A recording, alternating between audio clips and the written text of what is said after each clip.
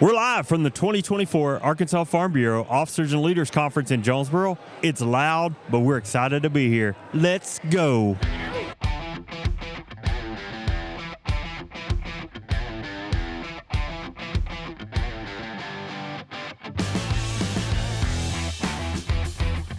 You're listening to the Arkansas AgCast, where we discuss the latest news, trends, and issues impacting Arkansas farmers and ranchers. Our show is brought to you by the Arkansas Farm Bureau Federation and hosted by Jason Brown and John Nickman. Uh-oh, stepping on his wire over here. We up in here. Oh, we are. It's been a minute. It has been a minute. A few minutes. Gents, we've had a few deep dives. We'll a talk month about worth those of minutes. Yeah, it's been a long time. And to come back, we throw ourselves in the midst of a live show. Yeah. So, yeah. you know, we'll trying make to make it as difficult as Marion possible. Fletcher, Lots of movement, hard to not be distracted. And It's a bad place to have ADHD. People like to talk to us. Squirrel. People are starting to move in. Looks like for lunch. Some people are trying to touch our equipment. Yeah. So it's a live show, so you never know what you're going to get. I can tell you though today, we are happy to be here, and we're going to talk a little bit about officers and leaders. We are going to have a little fun because we are in Jonesboro, not for the first time ever. No. But for almost the first time ever. We'll talk about that. Been a minute. The first time in most of the staff's lifetime. We're going to talk a little bit about some deep dives and what we've been doing since we've been off the air. And most exciting, probably, we are going to talk to Dr. Heidi Banse, who is the new dean for the vet school here. Well, I'm excited about that. And she is fresh, too. I mean, she's been working with the team for a while, but, she is. Fresh down in Jonesboro.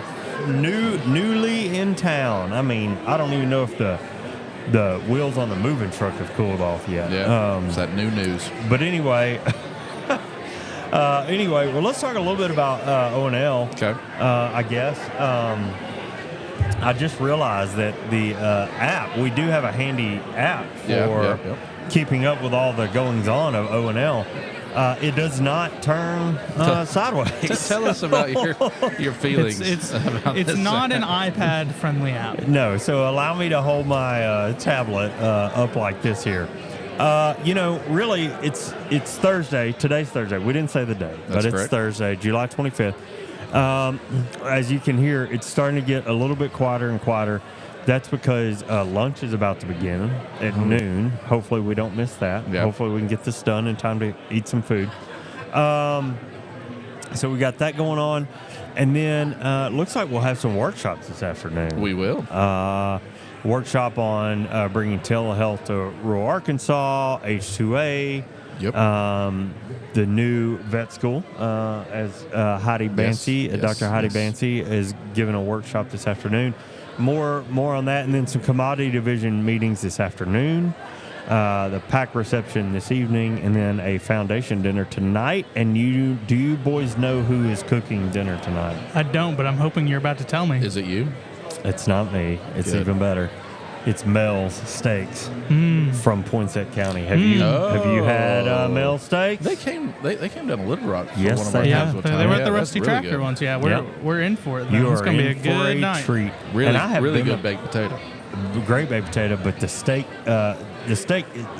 you need 2 plates because the steak is going to fill up the plate. Yeah, and it's one of the best cooked, mass, what's the word? large cooking group for setting. Large group setting steak I've ever had. Yeah. So they do a good job there. They do a good job. That's tricky. You got to cook it to a certain point, knowing that it's also going to raise in temperature in the pan. When while you're moving waiting. it and delivering it. So. Yeah. So I have been to Mel's in Harrisburg, and it's a tiny little place. You would not imagine when you pull up to it that you're going to get a steak that good coming out of the back. Kind of like got it like a Craig's Barbecue and DVB feel. Yeah, it is just like the old DVB. Yeah. All right, tomorrow, Friday, we're still got officers and leaders going on. We're just going to start off with some commodity division meetings early in the morning at 7:30. And then Women's Leadership Conference, because that's also happening here. Their registration will kick off in the morning. And then you've got some workshop sessions, a Farm Bill update from somebody. I believe we've got a representative from Senator Bozeman's staff coming in for that. And then you've got Arkansas State Water Plan. You've got information about maximizing your county scholarship program, optimizing grain marketing, all that. We'll have a keynote, a lunch session with a keynote, pardon me, at around mid-morning, and then we'll have tours in the afternoon. Yeah, and don't forget we've got division meetings too. Yeah, I'm excited about the tours. I think that's a really cool thing we're bringing to the table this year of, allowing farmers to go see some of what, the Jonesboro area has. You've got a lot of farmers from Southwest Arkansas that maybe never find themselves up here. Yeah. Maybe get to go see Delta Peanut. That's an incredible facility. That's the one I want to see. Yeah, the food bank, and maybe see how they do the food bank down here, or up here, I guess. Yeah. I know geography, I promise. And, some stuff that A-State's got going on. I think that's going to be really cool. The new Judd Hill Farmers Market. Yeah, would be one. which is super nice. Yeah. If you guys haven't been to that. Probably the nicest one in the state, if I had to guess. Really? Yeah. Which I'll tell you this, I'm probably going to sneak away for about 30 minutes Saturday morning because it's right over there. Yeah. I'm going to go pick up some produce. That's a good call. They've got meat that has been processed here on campus. Grown, right? Yeah, grown and processed. Full processed. process, yeah. Here, all cuts of meat that you can think of, as well as jerky. It's no secret.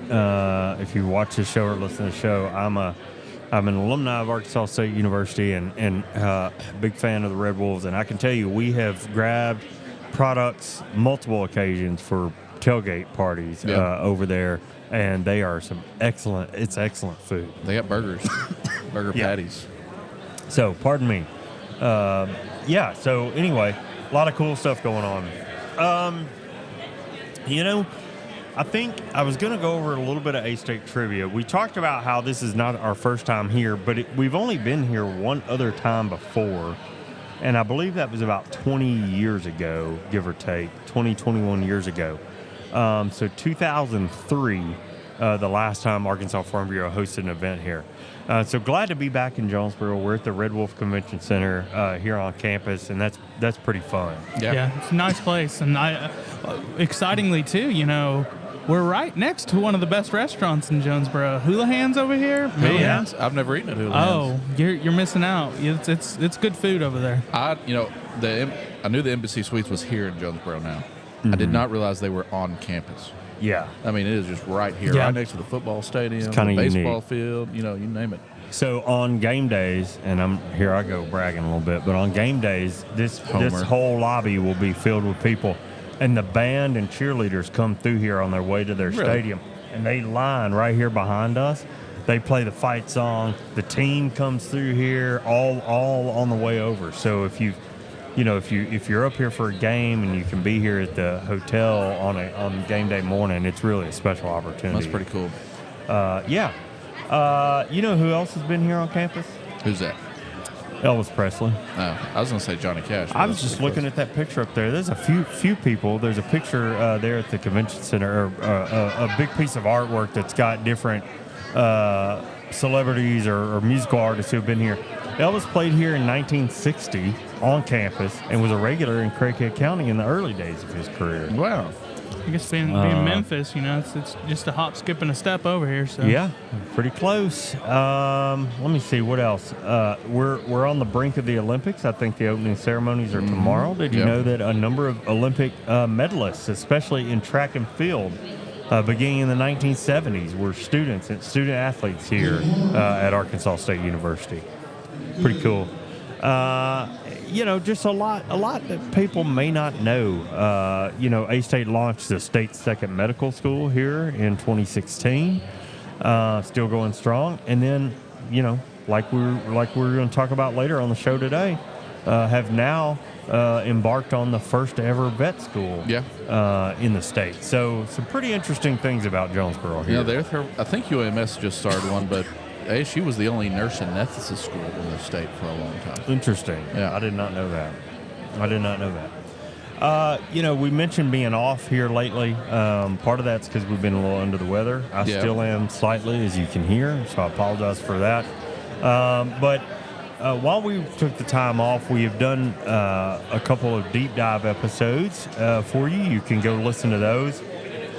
One of those you did with Jared Garrett. I did. Yeah, we talked about the new tournament system rules that USDA is proposing. I'd mentioned or did a story on that previously, like about a month before, like when they came out.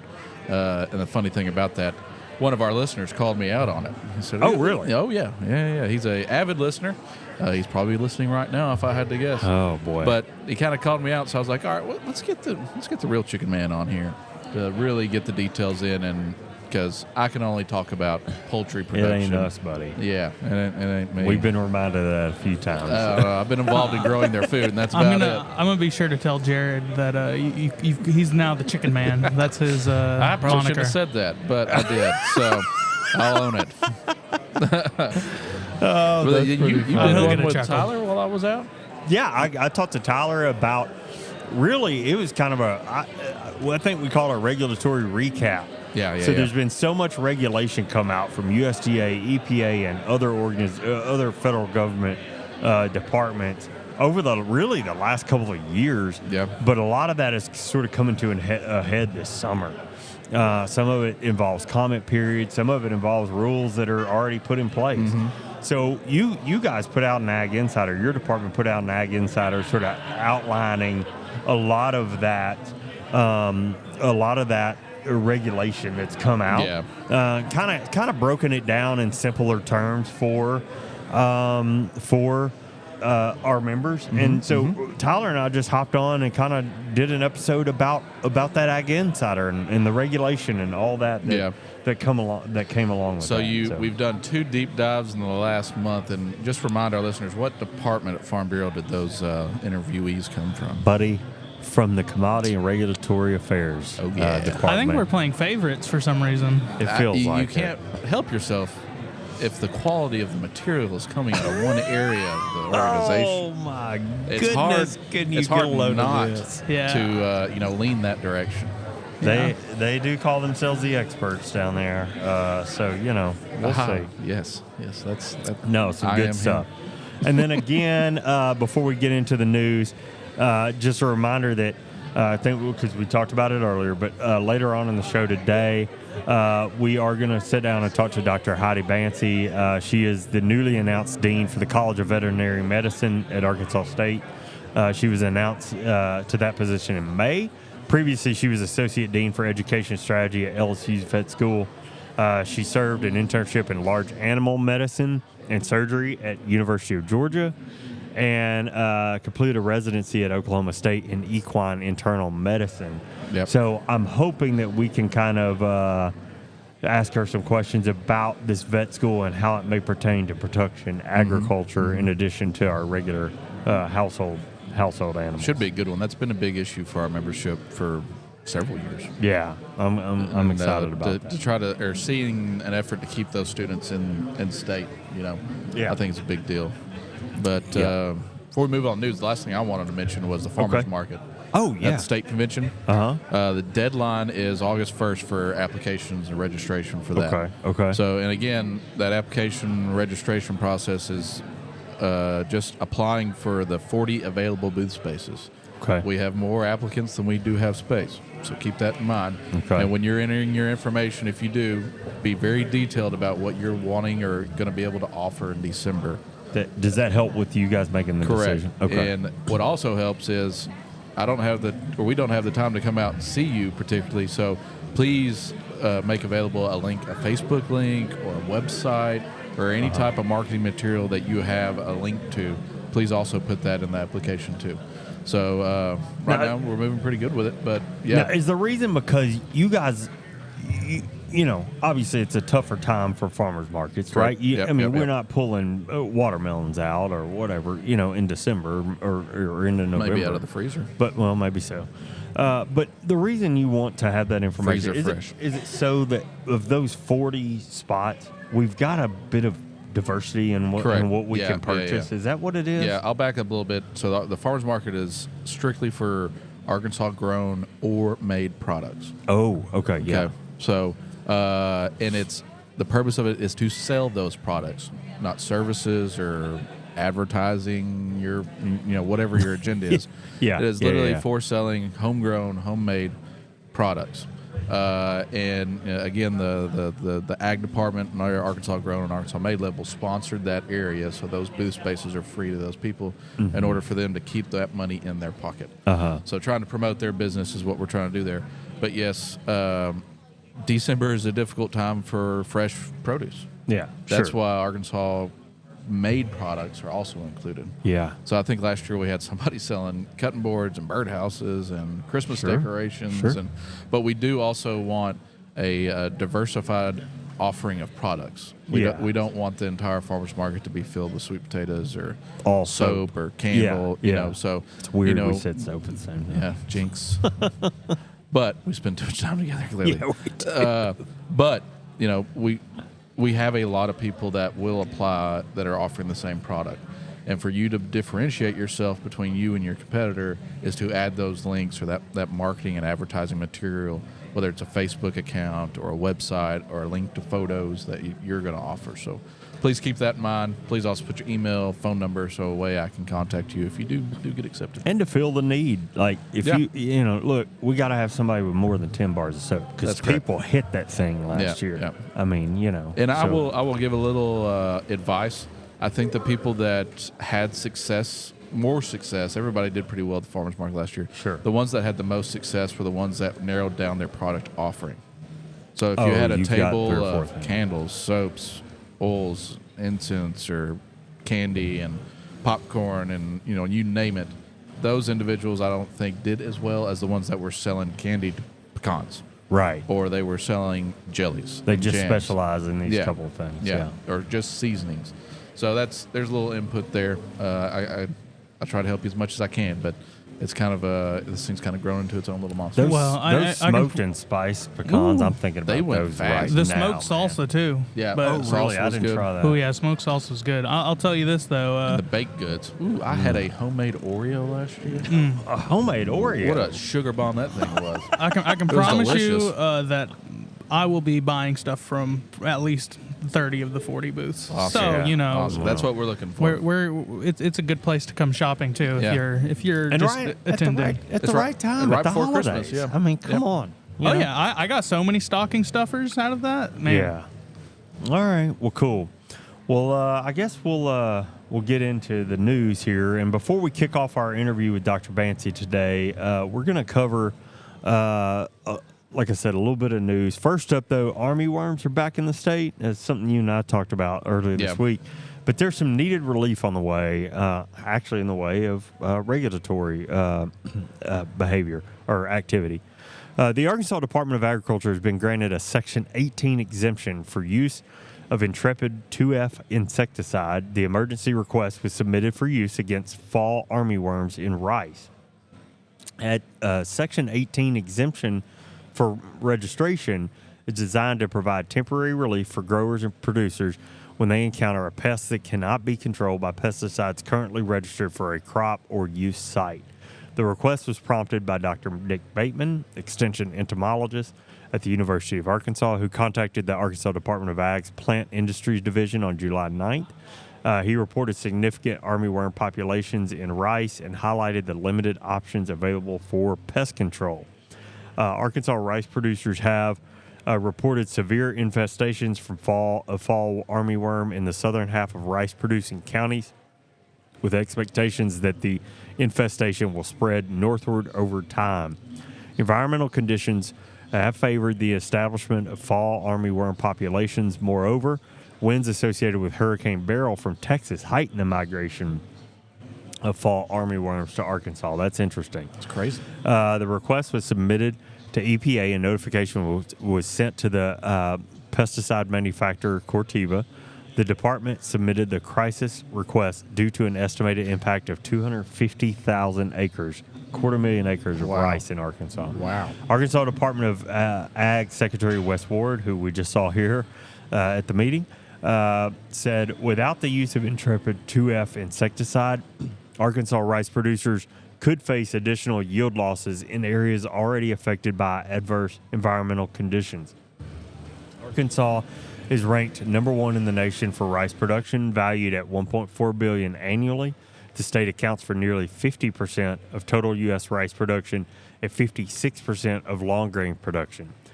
There are 1.4 million acres of rice farmed in Arkansas, 40 Arkansas counties. So Something to be obviously proud of. Substantial rice industry here.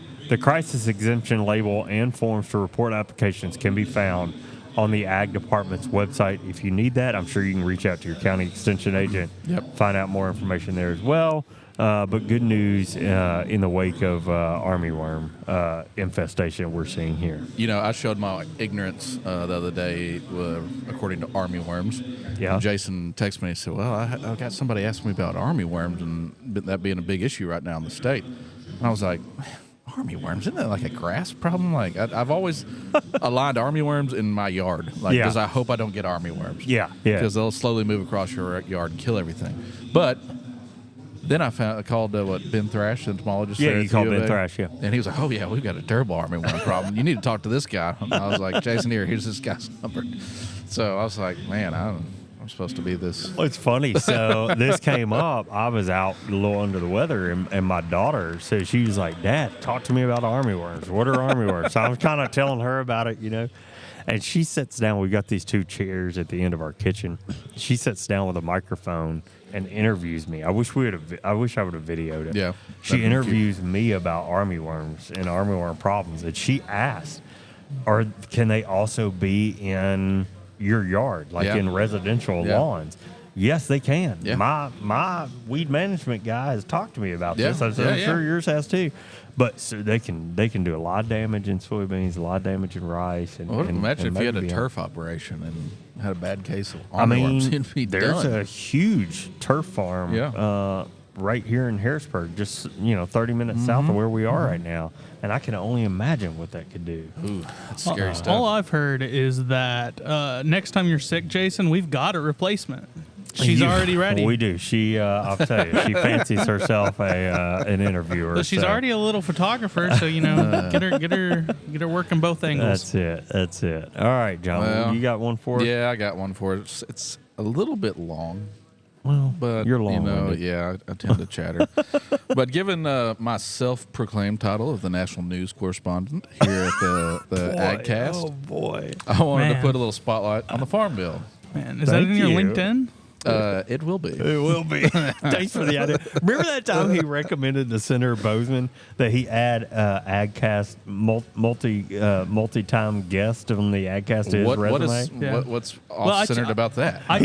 He said he was going to do it. I checked his LinkedIn recently. if I'm running for office, I want the votes too. That's going to help. AgCast guest. It's his number 2. Yeah. You are killing me. That's how important the AgCast is to the state of Yeah, Arkansas. and we love Senator Bozeman. Yeah. So All right, national correspondent. All right, here we go. So on Tuesday, the U.S. House Ag Committee met to hear from a panel of farmers, retailers, extension specialists, and bankers about the need to pass a farm bill before the end of the year. They all echoed that passing a farm bill soon would help offset impacts from falling crop prices and high production costs and interest rates coming in 2025. It's no secret, though, that farmers are taking on more debt with increased costs while experiencing historically low commodity prices.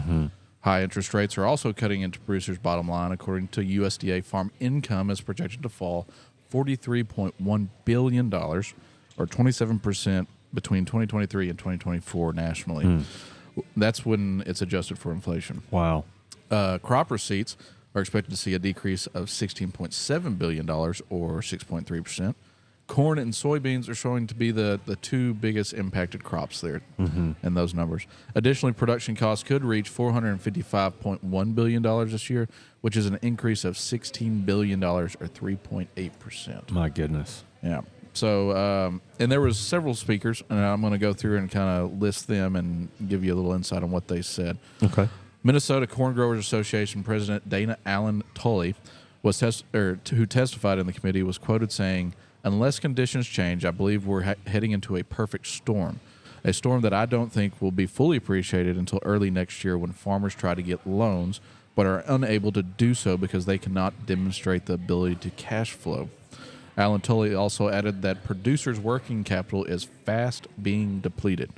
She suggested just to break even, a typical U.S. farm family would need to grow an average corn yield of 219 bushels per acre. And listen to this, which is 27% more than what they would need under an average of the past 10 years. Golly. Now, here's soybeans. She also commented on that. The target would be 56 bushels per acre for soybeans. By the way, the national projected yield is 52. Yep. And what Arkansas was 54 last year? 53, I think, 53. yeah. And that's 12% higher than the 10-year average as well. Oh, you got it. Yeah, Yep. it was Yeah, you 54. beat I'm me to sorry. it. I'm Yeah. sorry. Yeah, you're doing a great job. Goodness, Don't I worry didn't about even read ahead. As far as the banking side of things go, the USDA expects total farm debt to reach $547.6 billion this year. That would be a 40% increase since 2017 and a 5.2% increase from last year. Current chairman of the American Bankers Association for Agricultural and Rural Bankers Committee testified, saying the trend of refinancing debt may become more commonplace and more challenging as lenders and producers work to bridge the low prices we are experiencing in ag commodities. So, a highlight here for the state of Arkansas on this or the people that testified here. The state was represented very well with my old boss, Dr. Ron Rainey, Assistant Vice President at the University of Arkansas's Division of Agriculture. Dr. Rainey spoke on the gap between high input costs and low commodity prices, squeezing producers. He was quoted saying, if both input and output prices continue on this path, an improved safety net will be warranted. With the profit squeeze right now where input prices are above commodity prices, that's going to require some intervention. He also said that's just the bottom line. Yeah. So, Yeah. also on the panel was David Dunlow, a cotton farmer testifying on behalf of the National Cotton Council, and Joey Caldwell, Vice President for Greenpoint Ag, who testified on behalf of the Agricultural Retailers Association, who also echoed everything the previous speakers did. In case you missed it, it's a good reminder that the U.S. House Ag Committee pushed through a $1.5 trillion farm bill in May, which included increases in reference prices and insurance modifications. However, floor action hasn't been scheduled, and the committee gave very little indication of future movement, which means it has not come out of Congress yet, right? Or the House, excuse me. Given we're headed towards a presidential election, and before I go further than this, don't take my word for this. I'm no expert. Yeah. This is just kind of an insinuated opinion. Given we're headed towards a presidential election along with other political issues, it's hard to see a farm bill getting passed this by the end of the year. Not to say that it won't. It just seems very difficult. Yeah. Chairman Glenn Thompson, or G.T. Thompson, said he would entertain negotiation with his Senate counterpart, Democrat Senator Debbie Stabenow, but said without the Senator releasing the full draft of her bill that negotiations are not possible for him. The two chairmen have been butting heads over a proposed spending framework for the Farm Bill, with their disagreements centering around GOP-led proposals to restrict future updates of the Thrifty Food Plan, remove climate guidelines on the IRA funding, and limit the Agriculture Department's use of the Commodity Credit Corporation spending authority. So that's kind of the end of my story here. I was really trying to highlight what the reasons why we needed a farm bill so bad. And for me, it almost kind of sounded like those people testifying were preaching to the choir. Or at least that's kind of what the House Ag Committee was portraying, that they've done their job. Now they're just waiting on the Senate side of things. Yeah, I was listening to a story about something similar on the way up here this morning. It was on Rural Radio Network, I think, but they were talking about the where commodity prices are and what you need to the input costs. Yeah, there was a farmer they talked to, I believe, in Louisiana, that said soybeans need to be at above $12 to break even, and they're at what, 10, 50 or something, something like that. Morning. Okay, that was a farmer in Louisiana, and the thing is, he's looking at a bumper crop. Well, that's the problem. Is that the July WASDE said, look, we're going to raise a heck of a lot of beans and corn this year. But the demand has sort of fallen out. Part of that's due to China, market and all that. But trade deficit too. Yeah. So, but anyway, this is not a grain marketing program, of course, but, I mean, that's the problem is that inputs are still up, commodity prices are down. What helped us in the past couple of years is commodity prices being up. Yeah. When those input costs began to go But up. like right over after, COVID. after COVID prices went up, but or prices you received for your crop went up, but input costs were still up. Extraordinarily high. Well, now input costs haven't moved. Yeah. Or if maybe gone up, but your commodity prices are starting to come down. Yeah. Because demand. And the thing about it, like on the row crop side of things, like you've got to make money, you have to grow your operation. But how do you grow your operation in a time you can't afford to spend any money? That's it. Well, they talked about in another story on there. They talked about aging of the farmer. We're inching closer to 60 being the average age of the farmer. Yep. That's going to be consolidation. Yep. Fewer farmers out there, and we talk about commodity prices and things like that. I mean, when it's just getting harder and harder and harder. And something's got to give, which takes us back to reference prices, which is how we get. Yeah, I had Farm this Bill similar conversation with an old buddy from grad school last night. I ran into, and I won't say who he works for, but he had some of his interns with him, and they were all from California. Oh, and they were interning here in Arkansas, and they were asking similar questions about how Arkansas agriculture was kind of set up, and we basically kind of told them what we just talked about, and their eyes were just all shook. Yeah. They were just shook about, well, then what does this look like in the future? Man, I don't know. It's tough out there. It's kind of hard to imagine, but anyway. But, well, you want to take a commercial break? Let's do it. All right. Well, when we come back, we'll have our guest, Dr. Heidi Banse, on the show. But first, let's take a short break and hear about keeping our rural roads safe. Arkansas farmers and ranchers work 7 days a week. That means when you hit the road, you may be sharing it with farm equipment, especially if you're traveling along rural roads and county highways. Farm equipment moves slower than our pickup trucks and minivans. They may not have the safety lights and turn signals of our family vehicles either. The trucks and tractors moving down the road need extra room to make turns, cross bridges, and move through intersections too. We all get in a hurry sometimes, but it's important that we all stay safe, no matter if we're headed to buy groceries or grow them. So next time you're cruising past a pasture or field, keep an eye out for farmers. They'll be sure to keep an eye out for you too. If we all work together, we can make sure Arkansas is cultivating safe roads. All right, we mentioned it earlier today. Man, we are so glad to be here at Arkansas Farm Bureau Officers and Leaders Conference. We might lose our jobs, actually, if we weren't.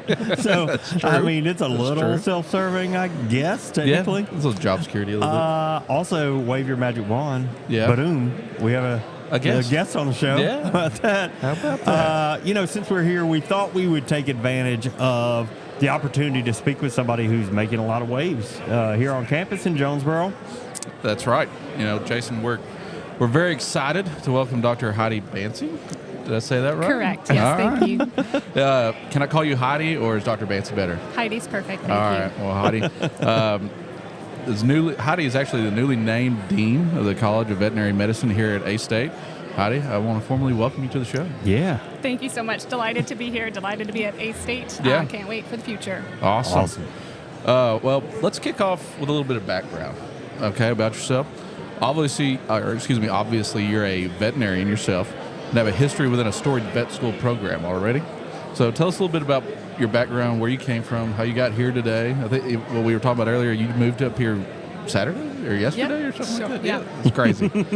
So, just a little background for our listeners. Sure, yeah. So I grew up in Montana, in rural Montana, actually with sled dogs, believe it or not. Oh, wow. And then I went to undergrad at Montana State in Bozeman, and then moved into Washington State University in Pullman for my veterinary degree. Okay. I then traveled to Georgia for an internship in large animal medicine and surgery. That's where things started to get right. That's right. Once you got down here. And then on to Oklahoma State University for my residency in equine internal medicine and a PhD in equine endocrinology. Okay. From there, I moved to the University of Calgary in Alberta, Canada, and There, I was actually an assistant professor of therapeutics, Okay. but with a focus on large animals based upon my history, and still did serve the community there. They had a distributed model of teaching there for the clinical year, and served the community in a variety of different practices, both ambulatory as well as referral practices up there. All right. I was there for 4.5 years before I moved to Louisiana State University. At LSU, I started on as clinical faculty and did both in-hospital and ambulatory work there, and then over time transitioned into the education realm, where I helped really led the redesign of our curriculum there. That started in about 2019, and we just launched our new curriculum in fall of 2023 at LSU Vet Med. And so really excited to build on that work here as we move forward with the new curriculum and the College of Veterinary Medicine at Arkansas State University. Great. Well, now I have all sorts of questions. I know. Starting with sled dogs. Yeah, then you've been to Calgary. You've been all over the country and outside the country too. Indeed, yes. You like to travel, I assume. Yeah, it's been really great to see the geographic diversity that exists, both in kind of the types of diseases that you see, the different types of cattle or horses, different disciplines that you see, and that definitely changes the types of disorders that you see in practice. So it's been really valuable to get that diversity. So did you grow up with horses, or was that just something you wanted to do? Or? So that's an interesting question. I did not grow up with horses. But what I found when I arrived at veterinary school, one of the things that I really appreciated was animals that have a purpose. Okay. And sled dogs had a purpose for me. We also had hunting dogs growing up. And so for me, it was a natural transition into large animal and equine, because those animals have a purpose, whether that be for food or whether that be for work. They have a job, which I really admired about those types of animals. Cool. Well, turning our focus to your work here in Jonesboro in the future, can you share about the need for a vet school here in Arkansas? And obviously, we know that Arkansas loves their pets. Jason and I are examples of that. I've been away from Princess Bonbon, or Bonnie, as what her real name is, for a while. But help us understand the need for homegrown vets, specifically the need for large animal vets here in Arkansas. Yeah, absolutely. So one of the things that is important to recognize about Arkansas is that it is underserved with regards to the animal health industry. So we recognize that it does not have sufficient number of veterinarians to provide for veterinary needs. And there are a good number of counties, in fact, across the state that don't have any veterinarians to provide for those needs. And so that's really an important factor when originally, feasibility studies and things were undertaken to see, do we need a vet school here? And the answer is absolutely. Yes, absolutely. One of the things that we've identified, and that has been identified from studies previously, is that when you're trying to get veterinarians to go into rural practice, or anyone to move into rural areas, the two of the main factors that impact that willingness or interest in staying rural or moving rural is either growing up in a rural environment and or training in a rural environment. Okay. And there's been studies, in fact, specifically in veterinary medicine, that show that if students come in from a rural environment into an urban center like Calgary, which was metro population 1.3 million, they tend to stay there. And so Jonesboro, specifically Arkansas State, are uniquely positioned because it is a smaller community. It's centered in agriculture that allows us to attract rural students that can then maintain those relationships with their rural communities and then return there to serve in those underserved areas. Okay. Well, I mean, now that you explain that, makes complete sense. Right? Yeah, and I think it's interesting, too, because Jonesboro, a lot of people think about rice when they think about Jonesboro, row crop. But we are, you're a county away from livestock. And there's livestock in Craighead County. But you go west, northwest. Any direction really from here in Craighead County, and you're into livestock production, And yesterday I got to visit the new Judd Hill Farmers Market. Really? Remodeling they did all over there. They've got the meat processing lab here on campus now. They've done a lot of remodeling with it, and they're selling that meat, those products out of that new space. And I thought that was pretty cool. Oh, yeah. buddy, I bought some jerky. Oh, did you? Yeah. I've had it. Beef sticks. We've had it at a couple of tailgates here on campus for football games in the last couple of years. And if you're listening to this and you're still at O&L on Friday, tomorrow afternoon, Yes. there will be a tour of that exact facility There will be. made available at 1 o'clock. And I've already been to it, so I'm not going to spoil it to you, but I will say it's pretty cool. All right. Yeah. Awesome. So let's keep on moving here. We've kind of derailed ourselves a little bit with the fascination with the campus. I know. But we've heard about the unique approach of A-State with the vet school, right? So can you tell us what makes the school a little bit different? You kind of went into that, but what are the advantages to that approach specifically? And, we were just talking about the meat processing, but the farm here on campus too. Yeah. And a lot of those animals that go through that process facility are from the farm, not just cattle, but hogs as well. Yep, absolutely. So one of the great things about Arkansas State University is that it already has a lot of the resources here that we need to make a successful college of veterinary medicine. And the farm is certainly one of those resources, a 240-acre farm.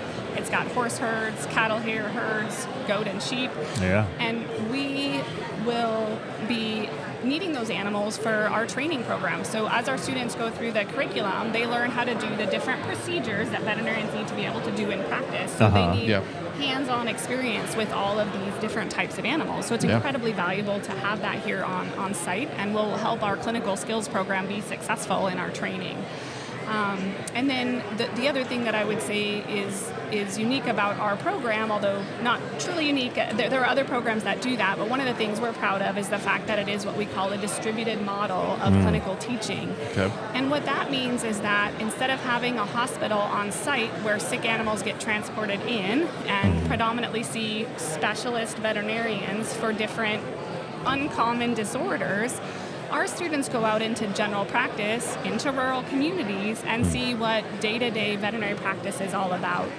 Ultimately, our goal is to train practitioners that are ready to go into general mixed animal practice, and they may go small, they may go large, they may go equine, but mixed animal practice is our goal for them to be ready to practice breadth across those species. And so our curriculum will be focused on that, and then in the clinical year, they're able to engage with those practitioners, which offers a number of advantages. Caseload is a big one. At referral hospitals, because it's so specialty and so selective, oftentimes the caseload isn't there, or if it is there, it's not the necessarily ideal cases to train students because they're complicated. They're uncommon things that get referred for specialists, versus in practice, they're seeing exactly the things that they will see when they graduate. So that's one big advantage. So the complexity of cases, certainly the number of cases that they see is also better. And the other benefit is that it's grounded in real everyday day-to-day practice, business, team dynamics, all of those things. In a teaching hospital, some of that is a little bit artificial because it can be, and it's focused on teaching, but you're a little bit removed from some of those pressures and some of those just realities of day-to-day practice, versus our students will have lived that and seen that and be ready to hit the ground running when they graduate. So it kind of sounds like, correct me if I'm wrong, but they're going to have a lot of hands-on training, right? Correct. And, and this brought up a question. You said it earlier, hinted at it. Like Mississippi State would be a good example where people have taken their pets or other animals into the school for, whatever reasons or issues that animal's having. Is that going to be an opportunity here at A-State, or? So, potentially we could build some sort of small clinic, but at the moment our focus is and our intent is for this to be entirely distributed. Okay. Now, if we find that there's a need and we need to build a specific clinic to attend to that need, we're happy to, but at this time it's fully distributed. Well, you've got a clean slate to work with, because this is a pretty unique situation and opportunity. Absolutely. Yep, that's right. Well, look, let's turn our attention to filling those proverbial seats here on campus. When do we expect the first class of students to embark here in Jonesboro? Sure. So our targeted start date is fall 2026. Okay. And we have been undergoing preparation for that class and working through the accreditation process. In fact, we just had a consultative site visit from the AVMA COE site visit team July 7th to 11th. They were just here. Oh, goodness, yeah. And that kind of starts the ball rolling with regard to that process and approval process, so that we can seek full approval which allows our graduates, as long as they pass the standardized exam, the NAVLE, to enter into practice day one ready. Okay. So that those accreditation benchmarks are really important, but there are a number of things that still need to happen before that accreditation is finalized. At this point, still our target and is to accept fall 2026. Okay. Man, I'm glad I don't have to go through that anymore. I was a terrible test taker. I don't know about Jason, but I took one test several times, and luckily to get the score I got to get into school. So the picture of academic success. It's me, clearly. Well, turns out it's kind of complicated to start, a vet school from the ground up, I guess. Yeah, I bet so. That's what it sounds like. All right. Well, listen, what kind of focus, we talked about it a lot, but I want to hit on this specifically. What kind of focus will you guys be putting on production agriculture within the school? And what I mean is, will there be any incentives or encouragement to move away from Fluffy and Fido? Like, look, Max said it. We both are dog folks. Like, we love our pets. Princess Bonbon. But, what kind of encouragement will there be to move in that direction or focusing more on serving farmers? So I think our goal ultimately, as I mentioned, for our students and what we will put out there as we start to recruit and enroll students is that we want our students to graduate day one ready for mixed animal practice. So that is, we set that expectation on day one. Okay. And then our curriculum is structured such that they have cross-species experience in all of their discipline courses. So in anatomy, for example, there will be large animal anatomy as part of that course. And that's their core curriculum. Okay. And same thing we have, as they go through, they have species-specific courses in the third year. So there's a food animal medicine and surgery course. So they will make sure that they get those experiences to prepare them for production animal.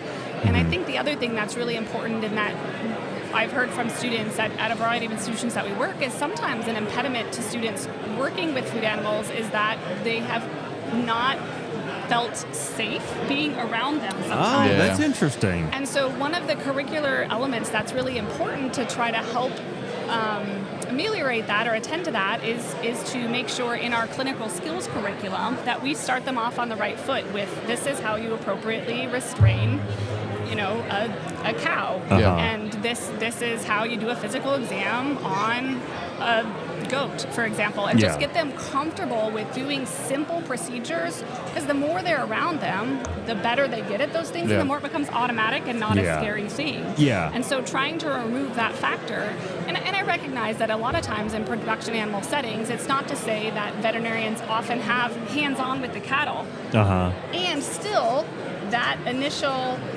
element of making sure they're comfortable working with those animals is really important to get that interest. And so the clinical skills program is really important in developing that area so students can feel free to pursue that. Man, I have been on site for an ultrasound on a cow. In the business, we call it preg check. Preg check. I've been Those out in the on know. Those in the know that it's preg check. But anyway, man, I was not worried at all. I mean, the cow was, restrained and in its proper, tools, I guess, in the gate, And it was pretty cool to witness and see that large animal vet, procedure take place, like, in the middle of a farm, in the middle of a pasture, That's cool interesting how do you bring that up? Because I wouldn't even have thought about that. I wouldn't have either. I'm an ag econ student at heart, but I'm ag econ because I grew up in agriculture, right? So I have a natural comfortability or basic knowledge of whatever that industry I'm working in. So as in a vet school, I would just assume that kids coming in or young adults coming into that program would already have that experience or know. But you're exactly right. That I exposure. didn't think about that. Yeah. I guess I was just an idiot savant. I didn't even think about being at risk. Just up there getting some pets in. Yeah, exactly. Just telling her she was a good girl, So pretty. All right. So we've kind of put you through the ringer here. We've talked a lot about the vet school and asked you to even predict your future a little bit. But you should know, whenever we have somebody join the show, we always like to have a little fun. And today is no exception. We gave you the warning before we turn the camera on that you're going to have to get a fun question. You should know that we talked a lot about food on this show. A lot of food. So we talked about your time in Louisiana. A state certainly known for its cuisine. Although, I'm going to ask 2 questions, and we'll get there. Let's imagine John and I are headed to Baton Rouge. But before we do, we've also made a little trek up to Montana. What's the one thing that Montana is known for? This is not the real question. Food-wise. Is Montana known for... In Arkansas, I think you might say cheese dip. Arkansas claims to have invented cheese dip. John, do you disagree? I've heard that several times, but whatever. It doesn't have a basis. I'm just saying people say it, right? So we can say whatever we want is the food of Montana. Arkansas is completely different from Louisiana. We're not known for food. We'll go back to Louisiana. I've been distracted by this Montana Sorry, I'm thought. getting in the weeds. So, is Montana known for food? I've got nothing. Okay, all right. That's okay. That's all right. I thought you might say that. Well, Arkansas is not any different, So headed back to this. So Louisiana, a state certainly known for its cuisine. Let's imagine John and I are headed down to Baton Rouge. Where should we eat? Or if you were so gracious to cook us a meal based in Louisiana, what would be on the menu? Number 1, have to. The number one thing you got to do in Louisiana is a crawfish boil. Okay. All right. Yeah. So, but you got to get the right person to do the crawfish boil because the level of spice is important. Oh yeah. And you got to get someone that knows what they're doing. Yeah. But it's not just a culinary experience, but it's also a social experience because everyone stands around the table and you just stand there and eat your crawfish and potatoes and sausage and talk. So it's like the epitome of the Louisiana culinary experience there. You're all sitting around sharing some crawfish. Yep. So outside of the crawfish and a crawfish bowl, what's one other item that you're really want putting the to have pins in to her, that? aren't you? Well, like mushrooms, corn. Oh, you're potatoes. saying what else should be in there? Yeah. Other than the crawfish. All those things. There's not one that stands out. For me, it's mushrooms. I love the mushrooms. The mushrooms Really? are delicious. Yeah. But I think you got to have it all. But I've Are heard of they people whole? putting them. Yes. Yeah.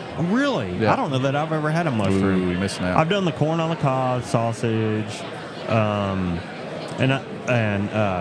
potatoes and things like that. I don't know that I've ever had one with. To her point, the spiciness. Mushrooms are probably worse than corn. They really hold that Soak spice. it up. They do. Boy, Really? it'll light you up. Really? Yeah. Oh, interesting. But if you're into that kind of thing, it works out. Yeah. Well, I think your point's well made. You got to find somebody who's not bringing the spice too bad. Yeah. Well, Heidi, thank you so much for joining us today on the show. We're so glad you took the time to share a bit with our listeners today as well as us. And we look forward to having you back at the show again one of these days. I would love that. Thanks so much for having me. It's been a joy. I'm going to go ahead and wrap us up before you get out of here. That wraps up the news for this week. Thanks for following along with the Arkansas AgCast. We're grateful for you taking the time to watch and listen. Remember, you can catch new episodes of the show every Thursday afternoon. Find video episodes on Facebook and YouTube. Listen to the audio version wherever you listen to podcasts. Make sure to subscribe and leave us a review when you have a few extra minutes. It always helps. The Arkansas AgCast is brought to you by the Arkansas Farm Bureau. I'm Jason Brown. And I'm John McMinn. And we'll see you next week.